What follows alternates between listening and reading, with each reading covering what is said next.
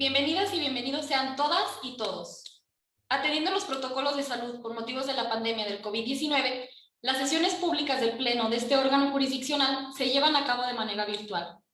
El día de hoy se realizará la 14ª sesión pública de resolución virtual del Tribunal Electoral del Estado de Aguascalientes, misma que comenzará en unos minutos. A continuación, les daré un breve resumen sobre lo que versará dicha sesión.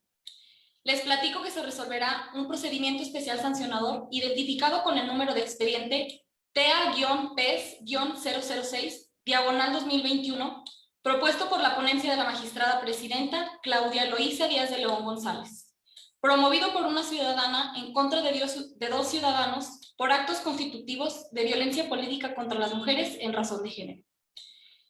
De igual forma, se resolverá también un juicio para la protección de los derechos político-electorales de la ciudadanía, promovido por un ciudadano en contra de una resolución del Instituto Estatal Electoral sobre las medidas de separación del cargo para contender a una candidatura.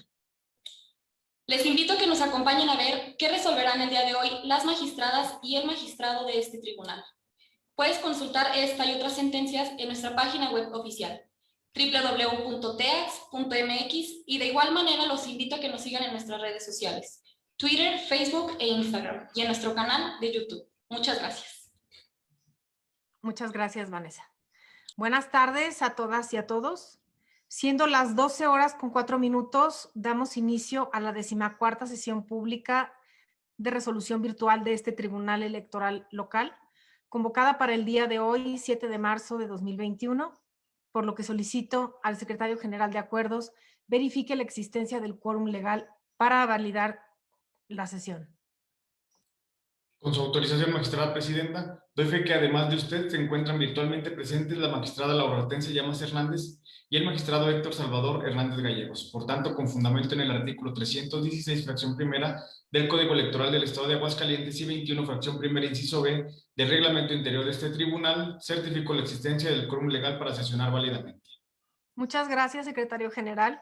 En virtud de lo anterior, con fundamento en el artículo 316, fracción primera del Código Electoral del Estado de Aguascalientes, 21, fracción primera, inciso C del reglamento interior de este tribunal, y el acuerdo del Pleno del Tribunal Electoral del Estado de Aguascalientes, por el que se autoriza que la resolución de los medios de impugnación podrán hacerse de manera no presencial, derivado de la pandemia coronavirus COVID-19, se declara abierta la 14ª sesión pública de resolución virtual del Pleno del Tribunal Electoral del Estado de Aguascalientes. Secretario General, sírvase a dar cuenta con el orden del día programado para esta sesión. Con su autorización, magistrada presidenta, magistrada y magistrado, les informo que el orden del día programado para esta sesión pública de resolución virtual se conforma de la siguiente manera. Punto número 1, aprobación del orden del día, y punto número 2, cuenta conjunta de los siguientes proyectos de resolución. Juicio para la protección de los derechos político-electorales del ciudadano identificado con el número de expediente TEA-JS 017, diagonal 2021, propuesto por la ponencia del magistrado Héctor Salvador Hernández Gallegos, y el procedimiento especial sancionador identificado con el número de expediente TEA-PES-006, diagonal 2021, propuesto por la ponencia de la magistrada presidenta Claudia Eloísa Díaz de León González. Puntos que fueron debidamente precisados en la convocatoria que les fue circulada con anterioridad. Es el orden del día programado para esta sesión, magistrada presidenta. Muchas gracias, secretario general. Ahora le solicito de cuenta con el primer asunto del orden del día. Magistrada presidenta, magistrada y magistrado, les informo que el primer asunto de su hogar en esta sesión pública de resolución virtual es el relativo a la aprobación del orden del día. Magistrada y magistrado, pongo a su consideración el orden del día. Quien esté por la afirmativa, sírvase a manifestarlo levantando la mano. El asunto de su hogar en esta sesión pública de resolución virtual es el relativo El orden del día ha sido aprobado por unanimidad del Pleno de este tribunal. Ahora, secretario general, le solicito de cuenta con el siguiente punto del orden del día. Magistrada presidenta, magistrada y magistrado, les informo que el siguiente punto de su hogar en esta sesión pública de resolución virtual es el relativo a la cuenta conjunta de los proyectos de sentencia que ponen a su consideración la ponencia del magistrado Héctor Salvador Hernández Gallegos y la ponencia de la magistrada presidenta Claudia Eloísa Díaz de León González. Muchas gracias, secretario general. En virtud de lo anterior, le solicito al secretario de Estudio, Néstor Enrique Rivera López, para que dé cuenta conjunta de los proyectos en referencia. Con su autorización, magistrada presidenta. Magistrada, magistrado. Doy cuenta conjunta con los proyectos de resolución identificados con los números de expediente TEEA-JDC-17 y TEEA-PES-006, ambos de 2021. El primero de ellos, propuesto por la ponencia del magistrado Héctor Salvador Hernández Gallegos, en el que un ciudadano en su carácter de diputado local, en contra de la resolución emitida por el Consejo General del Instituto Estatal Electoral, por la que determinó que el promovente debe separarse del cargo público para participar como candidato suplente a regidor.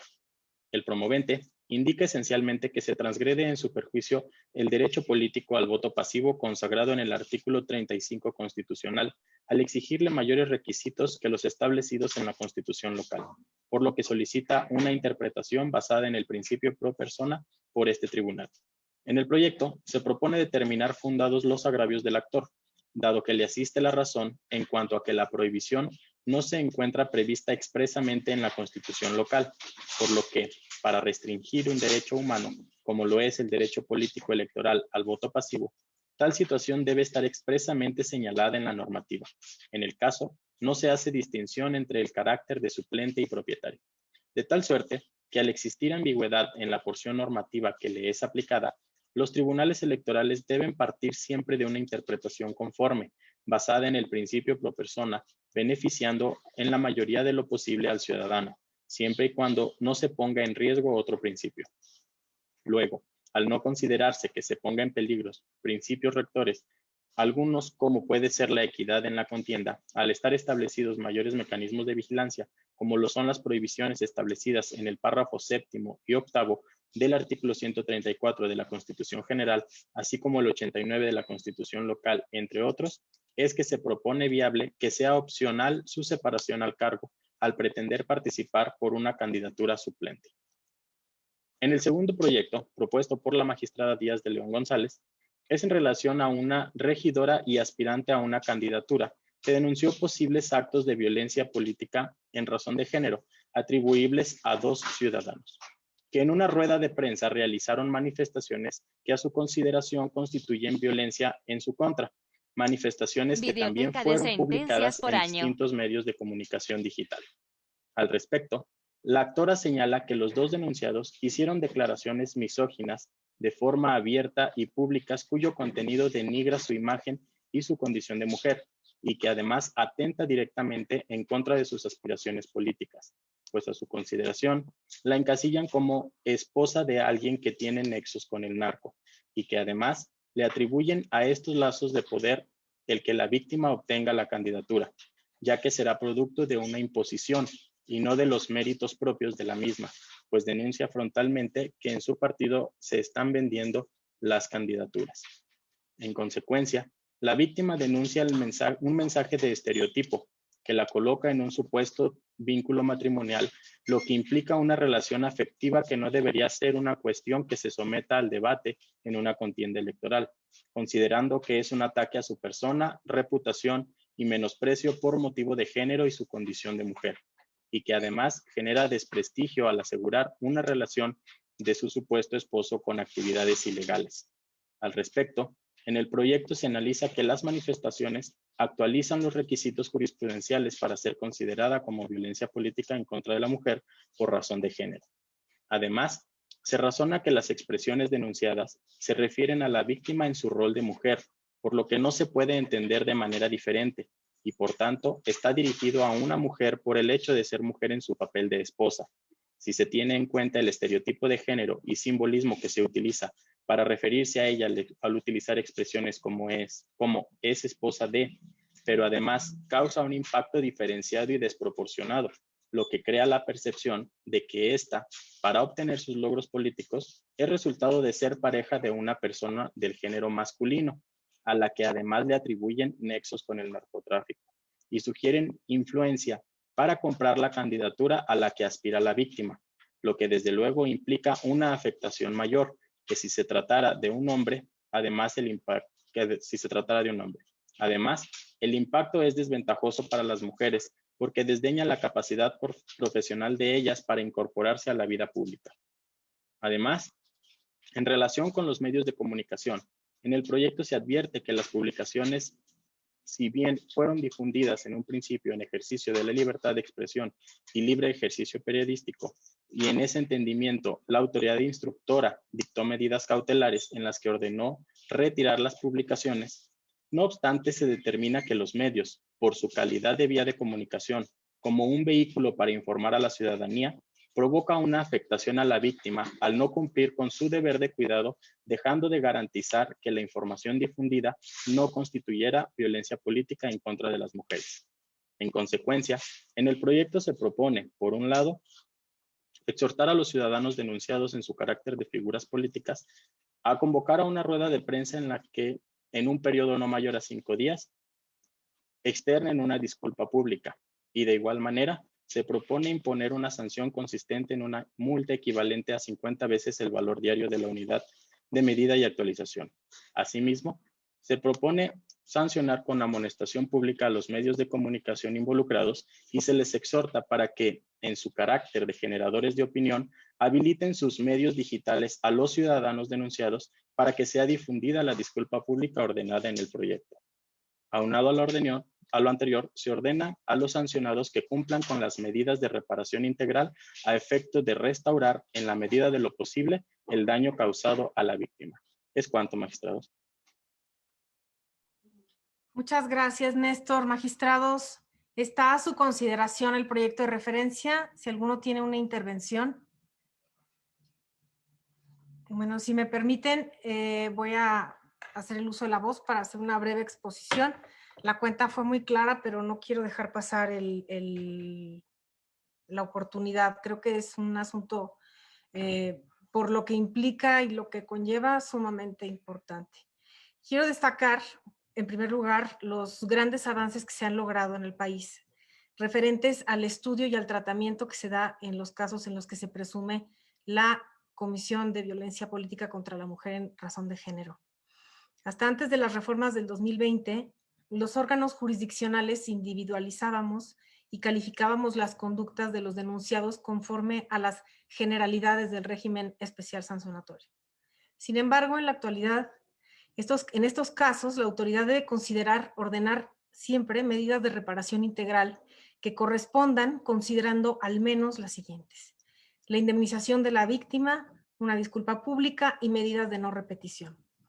Bajo tales consideraciones, la Convención Americana sobre los Derechos Humanos señaló que las garantías de no repetición son medidas tendientes a que no vuelvan a ocurrir violaciones a estos derechos humanos. Adicionalmente, las medidas de satisfacción se encuentran dirigidas a reparar el daño inmaterial, lo que vendría siendo los sufrimientos y las aflicciones que esto causa. Y las garantías de protección que tienen un alcance o repercusión pública y que en muchas ocasiones resuelven problemas estructurales, beneficiando no solo a las víctimas, sino también a otros miembros y grupos de la sociedad. Recordemos que la violencia política en contra de la mujer se considera que no únicamente daña a la víctima, sino daña a la sociedad y a todas las mujeres en general. En el caso concreto, como ya se explicó de una manera muy precisa en la cuenta, nos encontramos con un asunto donde efectivamente se configura violencia política contra la mujer en razón de género, porque se propone en el análisis que del contenido de las expresiones hechas por los denunciados en la rueda de prensa y que luego fueron replicadas y difundidas posteriormente en medios de comunicación, es posible apreciar con claridad que en ella, aunque se habló de muchos tópicos, hablan sobre venta de candidaturas y refieren que la víctima será candidata producto de una imposición y la encasillan específicamente como esposa de alguien que tiene nexos con el narco. Luego, le atribuyen a estos lazos de poder el hecho de que la víctima obtenga la posible candidatura. Es relevante destacar que, aunque el mensaje a primera vista pudiera parecer inserto en una crítica o en una denuncia que surge dentro de una dinámica y temática de la rueda de prensa, y podríamos pensar también que señalar que la víctima en su calidad de aspirante es esposa de, únicamente refiriéndolo a su estado civil. Sin embargo, eso no puede tomarse de esta forma, porque las expresiones que utilizan los denunciados en la rueda de prensa, analizadas en lo individual en conjunto y en contexto tienen tintes sexistas y excluyentes. Particularmente en las frases denunciadas, enfatizan que es esposa de y que genera un vínculo con el resto del mensaje en el que insinúan que la candidatura será impuesta. Lo anterior, porque también sugieren una supuesta relación de matrimonio con una persona que tiene nexos con actividades ilícitas, lo cual encuadra en la lógica de que la influencia de su esposo, de su supuesto esposo sobre ella y también sobre la posibilidad de conseguir esta candidatura como producto de una compra-venta y no como un resultado de un proceso democrático previsto en su estatuto. Máxime que la víctima es actualmente funcionaria pública. Entonces, de lo anterior, los contenidos denunciados pues son nocivos, se traducen en violencia simbólica en contra de la víctima porque implícitamente niegan su individualidad, su capacidad y sus aspiraciones políticas propias, colocándola como esposa de y reiterando patrones socioculturales que la colocan en un plano desigual y subordinado al género masculino. Ahora bien, en el caso de los medios de comunicación, también en el proyecto se propone sancionarlos, porque si bien al amparo de la libertad de prensa y de la libre expresión de ideas, recogen lo que en la rueda de prensa se manifestó y se supone que esa es la finalidad de convocar a los medios de comunicación, ellos difunden precisamente las declaraciones constitutivas de violencia política de género. O sea, los medios, de todo lo que se habló en la conferencia de prensa, se enfocan únicamente a esto y lo transcriben tal cual, ¿sí? Entonces replican y publican, ¿no? Hacen que se haga de la opinión pública estas declaraciones constitutivas de violencia política de género. Por lo tanto, siguiendo el criterio internacional que es compartido por la Suprema Corte y la Sala Superior, la Ley Modelo Interamericana, el protocolo, en fin, que la libertad de expresión y la libertad de prensa y la libertad periodística en estos casos tiene sus límites y además les pone una como obligación reforzada.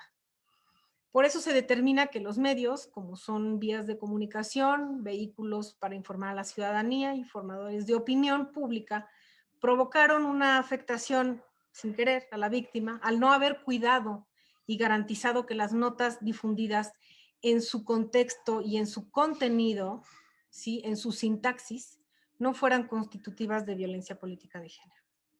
En el proyecto se razona todo el marco normativo donde descansa la responsabilidad de los medios de comunicación en este tema.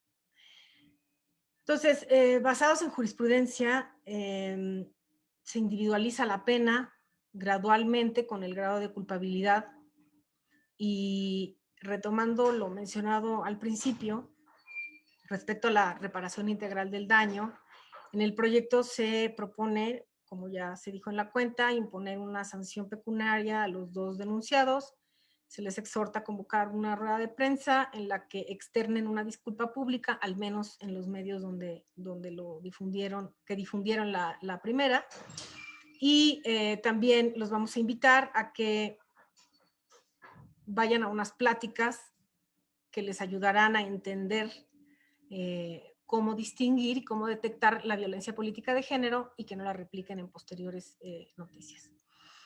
Tendrán que ir al Instituto Estatal Electoral a pedirlo, al Centro de Justicia para Mujeres, a la Fiscalía General del Estado y al Instituto Aguascalentense de la Mujer a pedir una capacitación en esta materia.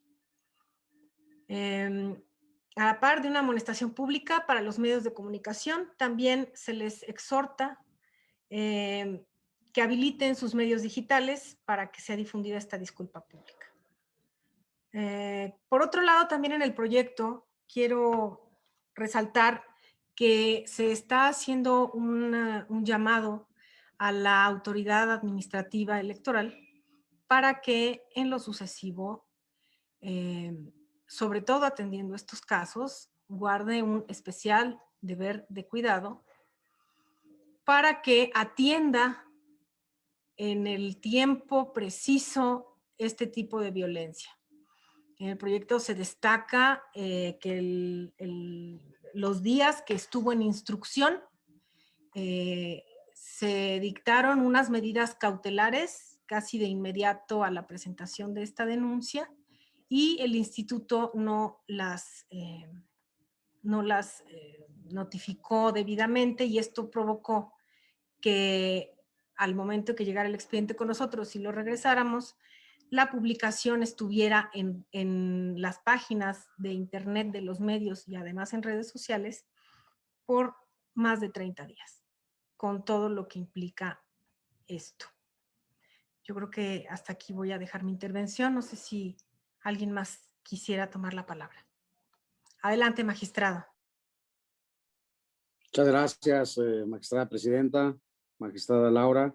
Quiero intervenir brevemente solo para enfatizar la falta de expeditez que mencionaba magistrada presidenta por parte del Consejo General del Instituto Estatal Electoral de aquí de Aguascalientes. Digo, en relación a la instrucción y acatamiento de las medidas cautelares que ya mencionaba también, digo, de las constancias del expediente que obran en auto, se aprecia que el procedimiento o especial sancionador en el que hay una denuncia política en razón de género estuvo en manos de la autoridad instructora por un periodo de 23 días. Es claro que resulta una temporalidad desmedida.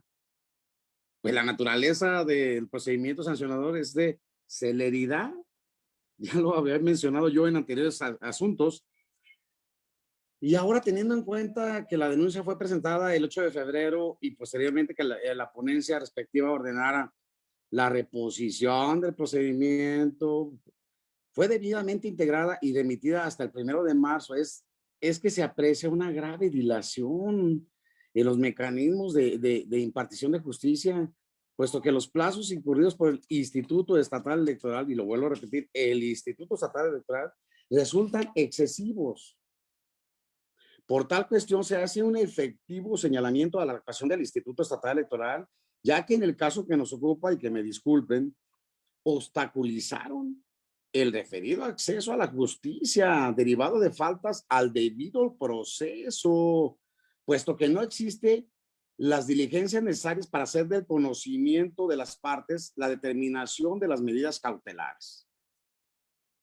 Cabe destacar que esta insuficiencia de la autoridad, y así lo digo, en mis palabras, insuficiencia de la autoridad responsable ocasionó un perjuicio directo a la víctima, ya que la publicación denunciada no se suprimió en el tiempo, ya lo mencionaba, siguieron publicándose, o sea, con solo un día que sigan publicándose y haciéndose denuncias de esta naturaleza, claro que afecta a cualquier persona y afecta la integridad de cualquier ciudadano y de cualquier ciudadana, y obviamente, bueno, daña la imagen de alguien que es o no es. En este caso resulta con un daño irreparable, y bueno, pues nosotros como tribunal tenemos que repararlo.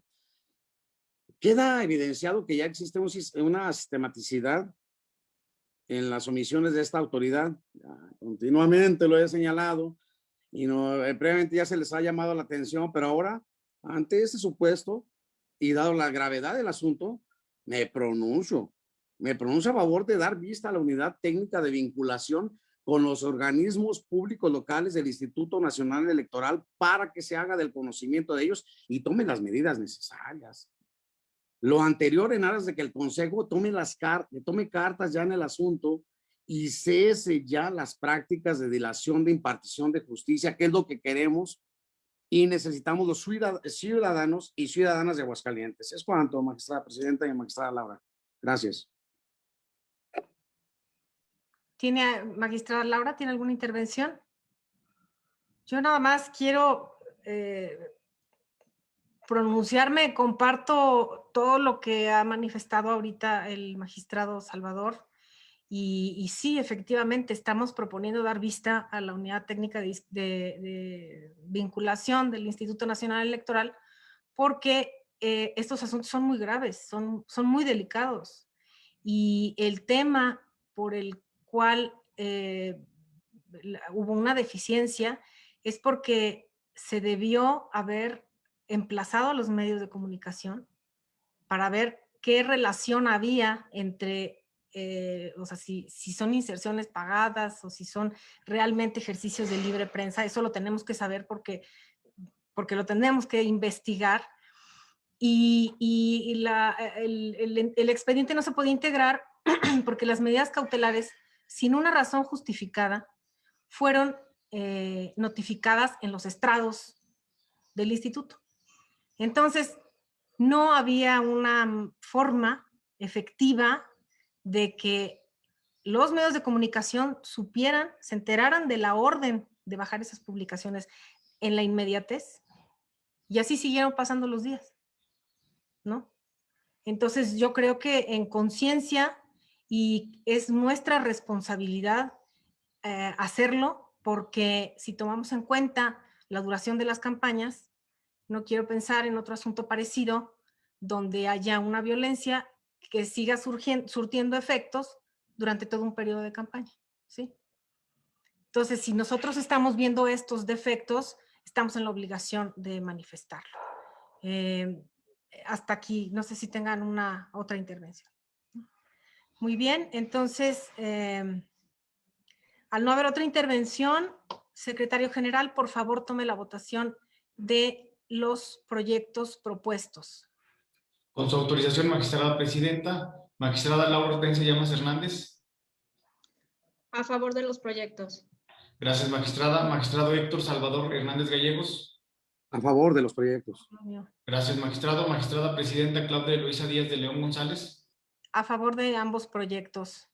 Gracias, magistrada. Le informo que los proyectos fueron aprobados por unanimidad de votos. Muchas gracias, secretario general. En consecuencia, en la resolución del juicio para la protección de los derechos político-electorales del ciudadano, identificado con el número de expediente TEA-JDC-17/2021, se resuelve. Primero, son fundados los agravios hechos valer por el promovente. Segundo, se revoca la resolución CG-R9 del 2021 en lo que fue materia de impugnación para los efectos precisados en el capítulo de efectos. Es el sentido de esta resolución, magistrada y magistrado. Ahora, en la resolución del procedimiento especial sancionador, identificado con el número de expediente TEA-PES-006/2021, se resuelve. Primero, se acredita la violencia política en contra de la mujer por razón de género cometida por los ciudadanos Sebastián Martínez González y Gustavo Chávez Ortiz.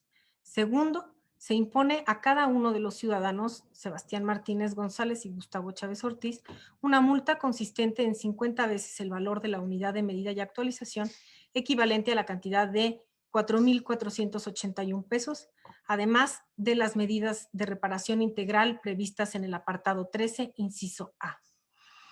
Tercero, se impone una amonestación pública a los medios de comunicación, al Día Aguascalientes, al Minuto Aguascalientes, Reportero Gráfico Aguascalientes y El Clarinete, además de las medidas de reparación integral previstas en el apartado 13, inciso B.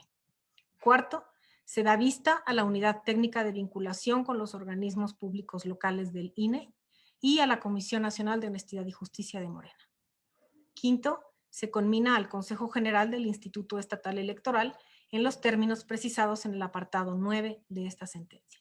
Sexto, publíquese esta sentencia en la página de internet de este tribunal y en el catálogo de sujetos sancionados.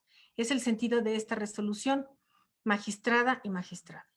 Secretario General, le solicito de cuenta con el siguiente punto del orden del día. Magistrada presidenta, magistrada y magistrado, les informo que los asuntos listados para esta sesión pública de resolución virtual han sido agotados. Gracias, secretario general. Al no haber otro asunto que tratar, siendo las 12:32 del día de hoy, 7 de marzo de 2021, se da por concluida la presente sesión virtual de este tribunal. Muchas gracias a todas y a todos y que pasen un buen domingo.